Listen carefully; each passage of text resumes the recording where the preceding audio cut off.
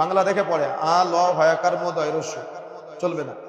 আপনি পড়তে পারেন না, আমি পড়তে পারি, আমার আলিফ হারফুন লাম হারফুন মিম হারফুন, আমার আলিফে দোষ নাকি লামে দোষ নাকি মিমে দোষ নাকি।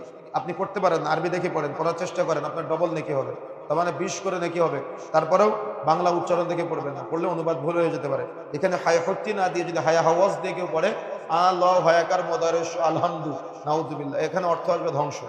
আর আলহামদু হায়া হত্যি দিয়ে পড়লে অর্থ আসবে প্রশংসা। সুতরাং সমস্ত প্রশংসা আল্লাহর জন্য। এখন আপনি সালাতে দাঁড়ালেন, নামাজে দাঁড়িয়ে আপনি চিন্তা করতেছেন আল্লাহ আপনাকে অমুসলিম বানায় নাই, আল্লাহ আপনাকে খ্রিস্টান হিন্দু বৌদ্ধ বানায় নাই, আল্লাহ আপনাকে মুসলিম হিসেবে কবুল করেছে। আপনি হৃদয়ের গভীর থেকে আল্লাহ শুকরিয়া আদায় করে বলেন আলহামদুলিল্লাহ। আল্লাহ রাব্বুল আলামিন আমাকে আপনাকে চতুষ্পদ জন্তু বানায় নাই, চাইলে গরু ছাগল ভেড়া উট দুম্বা বানাতে পারতো, কিন্তু আল্লাহ রাব্বুল আলামিনের কাছে না চাইতে আমাকে আপনাকে মানুষ করে দুনিয়াতে পাঠিয়েছে। আপনি শুকরিয়া আদায় করে বলেন আলহামদুলিল্লাহ। আল্লাহ রাব্বুল আলামিন এই কুষ্টিয়া রেল স্টেশনে গেলে দেখবেন কত বাচ্চা এই শীতের রজনীতে তারা কত অসহায় অবস্থায় পড়ে আছে, কিন্তু আপনার রব আপনাকে কত চমৎকার নিয়ামত দান করেছে।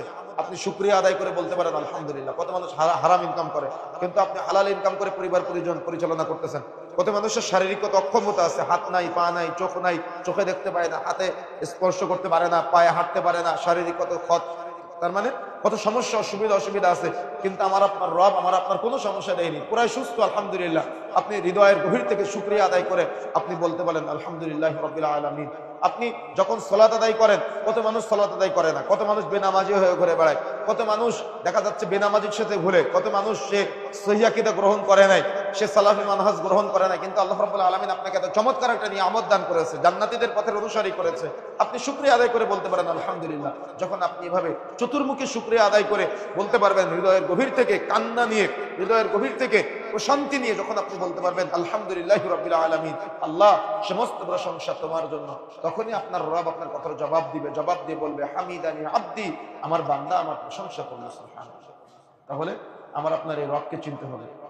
রবকে চেনানো হয়েছে সূরা ফাতিহার মধ্যে, যে রবকে চিনে আপনি কি করবেন, যে রবকে চিনে আপনি শুকরিয়া আদায় করবেন। আর রহমান আর রহিম, দ্বিতীয় নম্বর আয়াতে কি বলা হয়েছে, আল্লাহ রহমান, আল্লাহ পরম করুণাময়, আল্লাহ রহিম, আল্লাহ অসীম দয়ালু। কিন্তু আমাদের অনেক দিনী ভাইয়েরা আছে গুনাহ করার পরে বলে যে আল্লাহ কি আমার ক্ষমা করবে, আল্লাহ কি আমার মাফ করবে, কিন্তু আপনি সূরা ফাতিহার মধ্যে কি বললেন,